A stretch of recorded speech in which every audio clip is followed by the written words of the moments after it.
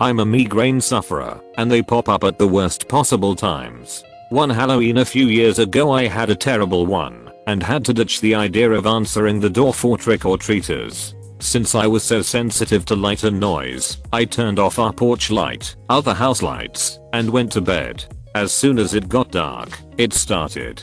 My doorbell ringing over and over, even though there were no lights on in the house. Every time it happened my dogs would go nuts, making even more noise, and making me hurt even more. I ignored it for as long as I could, but when someone leaned on the doorbell and rang it over and over and over again, I finally flew out of bed and ripped the door open ready to go off. I expected a kid to be the one ringing the bell, but it was a Karen.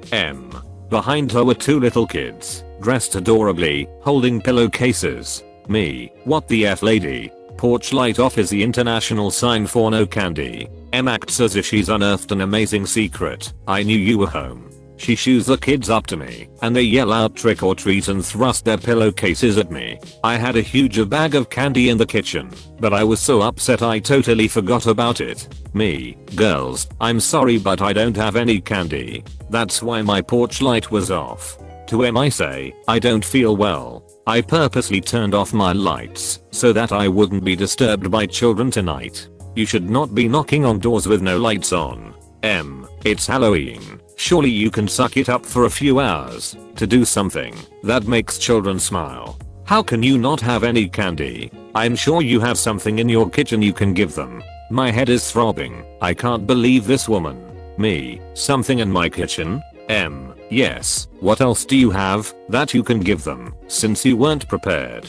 The kids can sense that I'm frustrated and angry. They start to walk down the driveway away from us hoping their mom will follow them to a house that actually has candy. Me, you better go get your kids. They're leaving. Not until you give them something. They are owed that. It's Halloween you selfish bitch. She calls them to come back to the porch. They reluctantly wander closer. Me, okay, fine. I got a bottle of ketchup or a box of noodles? How about a frozen burrito or a pack of oatmeal? Does that fit your criteria? Get off my property. This is absurd.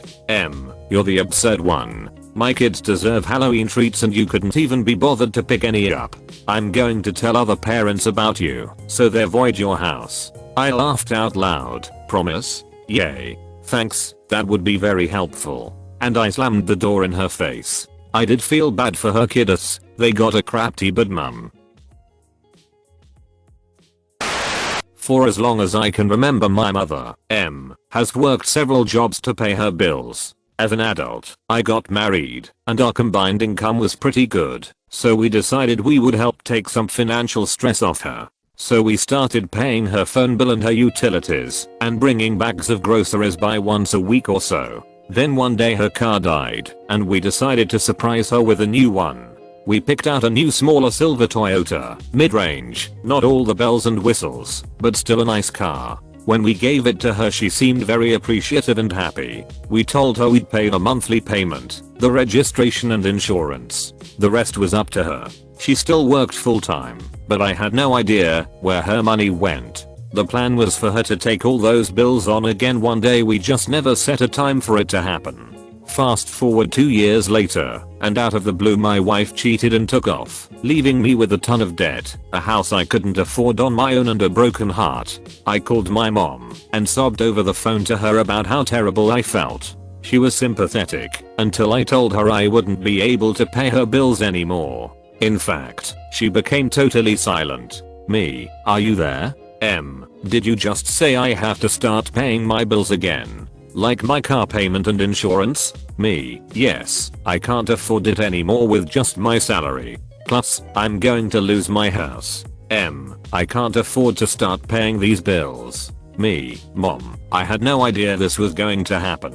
I literally have no control over this. I didn't even want this car. I hate silver. You got me silver knowing how much I prefer white vehicles. And now you're telling me I have no choice but to pay for an ugly silver car I didn't want? Plus all the other things like insurance? You are the one who gave me those bills. Why should I pay them? I'm speechless at her response. And then she shrieks. How could you do this to me? It's one sentence from her I'll never forget or forgive her for. My sadness turned to anger in a split second. Me, how could I do this to you? My wife left me. I'm alone and feel like crap. I'm going to lose my house and my credit is going to be screwed. I barely make enough for my own bills and you're going on about you? I've been paying your bills for over 5 years.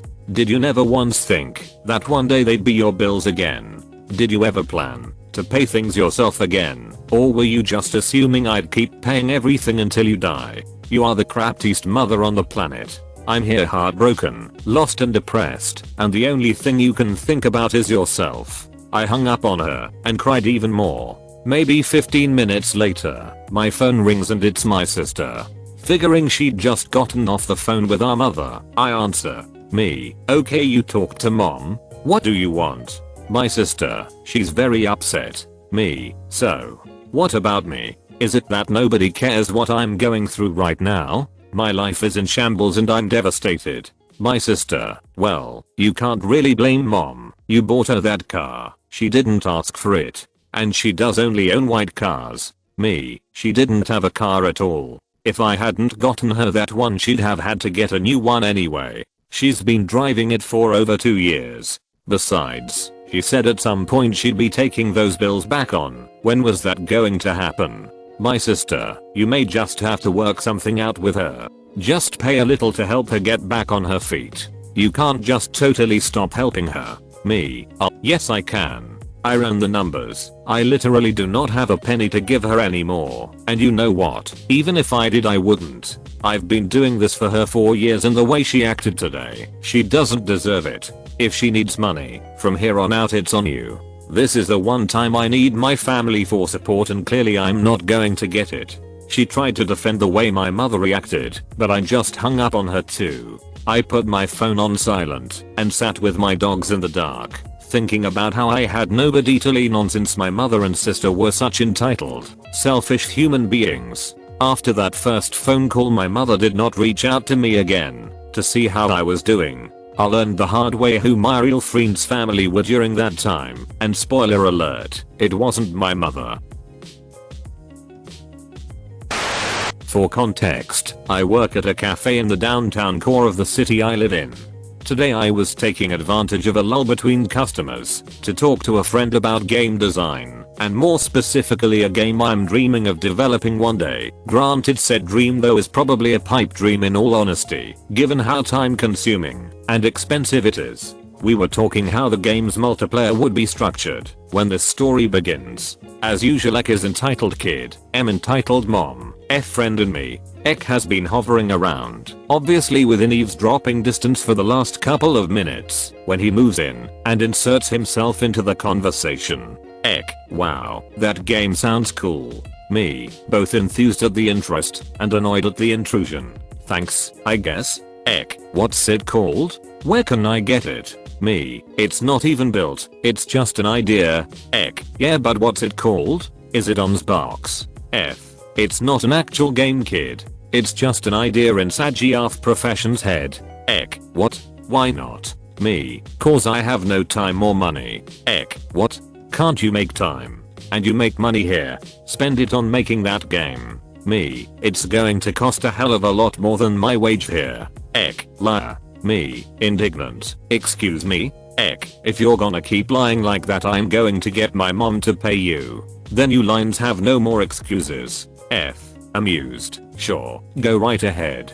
Ek runs off, and we keep talking about making the game when M butts into the conversation without warning, stopping us by basically shoving a hand in F's face to stop him. M, hi there, I'm X's mother. He said you play a game that he wants to play, and you aren't telling him the name. F, we are not telling you the name, because it doesn't have one yet. M, already getting angry. How can a game not have a name yet? How do you expect someone to find it on Bing? Yes, she actually said Bing. We are still laughing about it now. Me, doing my best to keep a straight face. It's not even made yet. F, doing the same. It's not even being made. Ek, behind M, what? You guys are talking about how to play it though. F, just because Saji our profession knows how it'll play, doesn't mean it's actually made. M scoffs. And how does that work? How do you know all that if it's just in your head? Me, bluntly, you've never imagined how something works before.